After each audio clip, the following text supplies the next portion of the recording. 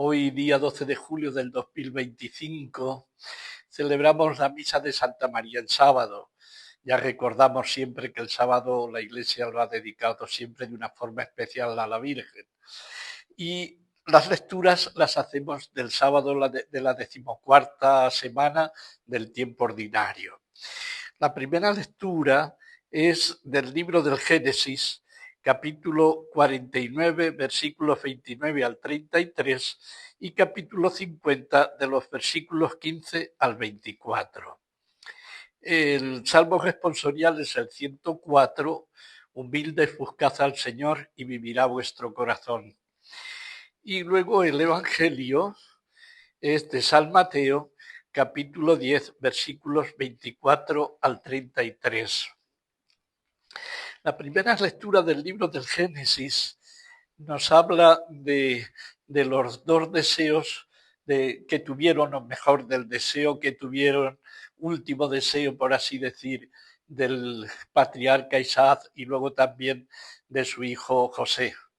Cuando están a punto de morir, les expresan a sus hijos o luego a sus hermanos un deseo particular que creo que es bueno que hoy lo subrayemos, porque es una cosa muy notable que creo que hoy necesitamos un poco repensarlo.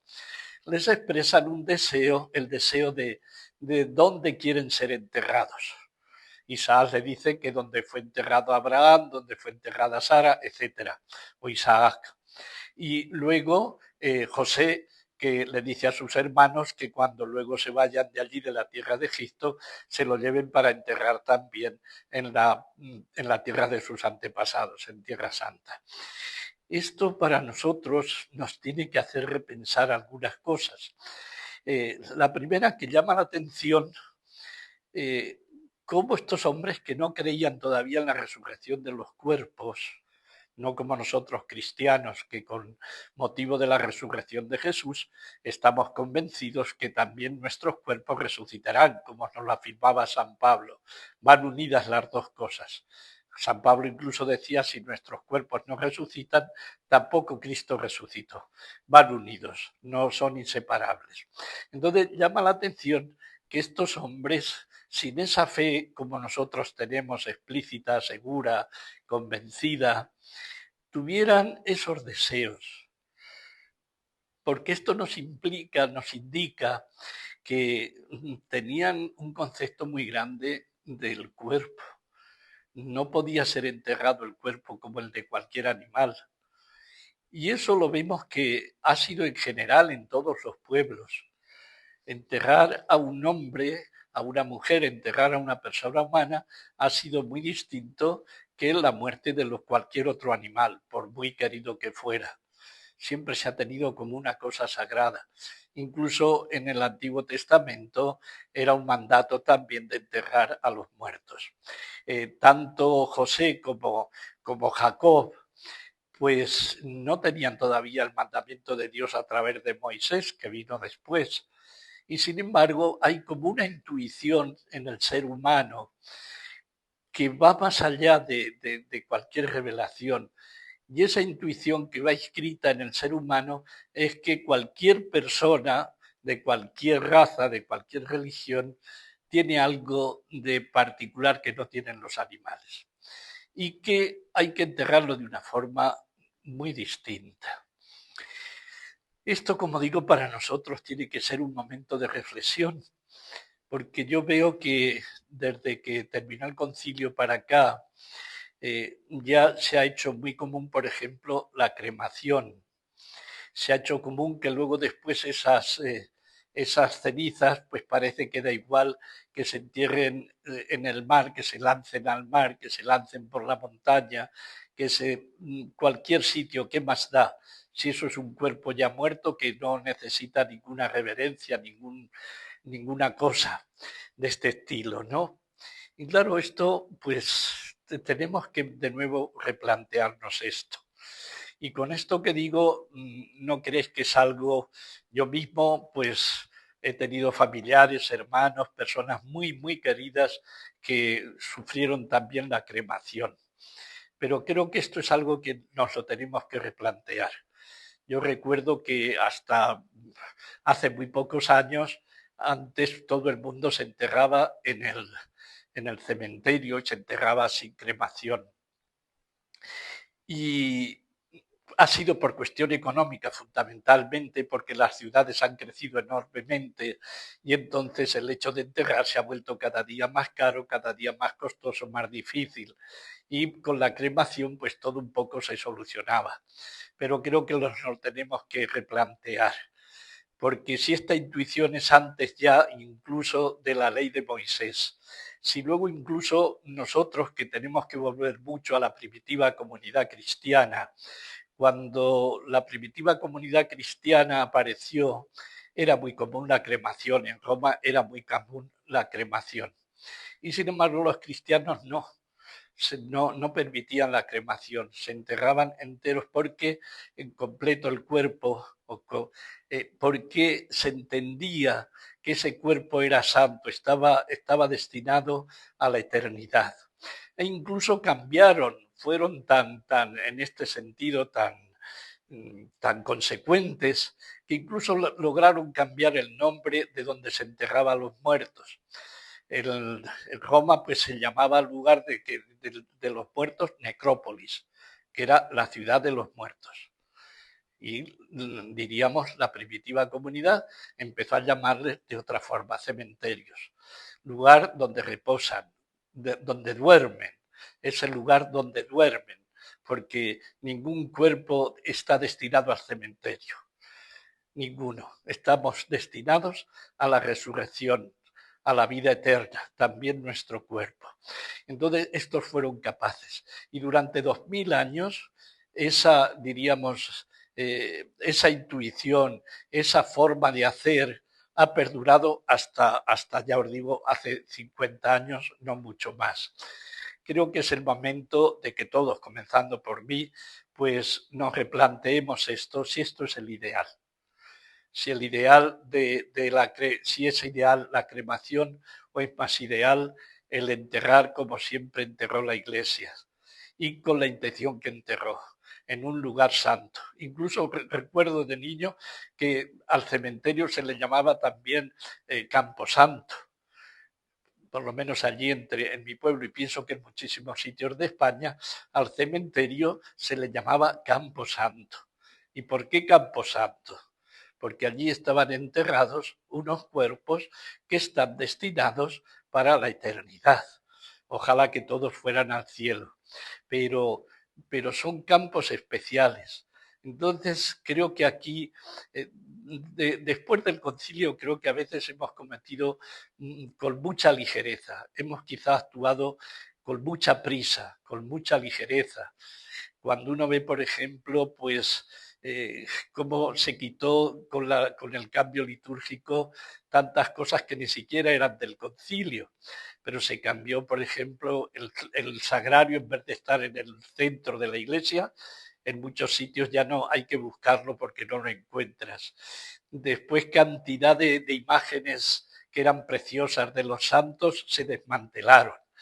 Ha habido una pérdida de arte que ha sido extraordinaria en todo pues peor que lo que hizo Napoleón en Europa, que robó y desmanteló un montón de obras de arte y se las apropió también. Pues algo parecido nos ha pasado y algunas otras cosas.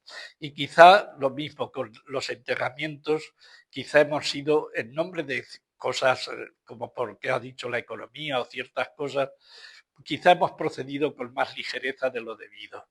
Y me incluyo perfectamente, plenamente.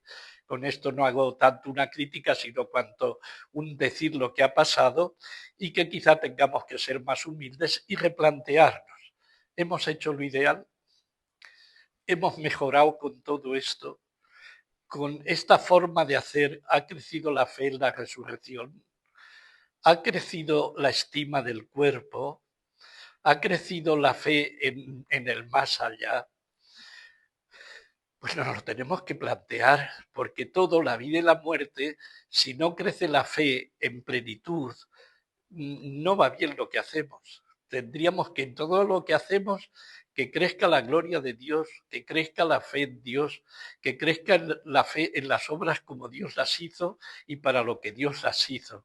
Creo que en este sentido, bueno, pues será bueno replantearnos esta cuestión, ¿no? No digo ahora mismo ni que sea ni mejor ni peor, pero sí que creo que es necesaria un replantearse profundamente si hemos hecho lo mejor o no. Y que en lo que nos hayamos equivocado, pues tratar de mejorarlo y pedir perdón al Señor. Y ver porque siempre tenemos que ser lo que dijo Jesús, sed perfectos como Dios es perfecto. Creced en el conocimiento de lo que yo os doy, porque os doy mi espíritu para que crezcáis en el conocimiento de mi palabra y por tanto en el conocimiento de Dios y el conocimiento de los hombres.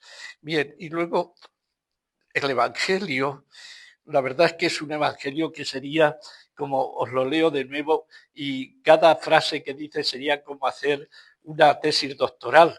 Os lo leo porque merece un poco la pena y luego pues insistir en alguna de la parte porque todo es imposible.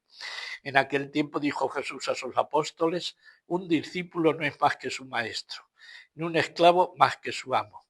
Ya le basta al discípulo con ser como su maestro y al esclavo como su amo. Si al dueño de la casa lo han llamado Belcebú, cuánto más a los criados.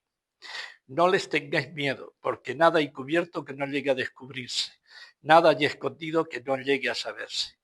Lo que os digo de noche, decidlo en pleno día, y lo que os digo al oído, pregonadlo desde la azotea. No tengáis miedo a los que matan el cuerpo, pero no pueden matar el alma. No, temed al que puede destruir con el fuego alma y cuerpo. No se venden un par de cojiones por unos cuartos, y sin embargo ni uno solo cae al suelo sin que lo disponga vuestro Padre. Pues vosotros hasta los cabellos de la cabeza tenéis contados. Por eso no tengáis miedo, no hay comparación entre vosotros y los gorriones. Si uno se pone de mi parte ante los hombres, yo también me pondré de su parte ante mi Padre del cielo. Y si uno me niega ante los hombres, yo también lo negaré ante mi Padre del cielo. ¿Veis? Os recomiendo que esto lo meditemos mucho porque en un tiempo como este es imposible. Cada frase, como os digo, merecería una tesis doctoral. Solo insistir en una cosa que dice aquí Jesús. Si al dueño de la casa lo han llamado Belcebú, ¿cuánto más a los criados? No les tengáis miedo. Esto os lo digo porque creo que en estos momentos que estamos en una batalla espiritual, la última y más definitiva, una de las cosas con las que pueden meternos miedo es con la palabra, con los calificativos.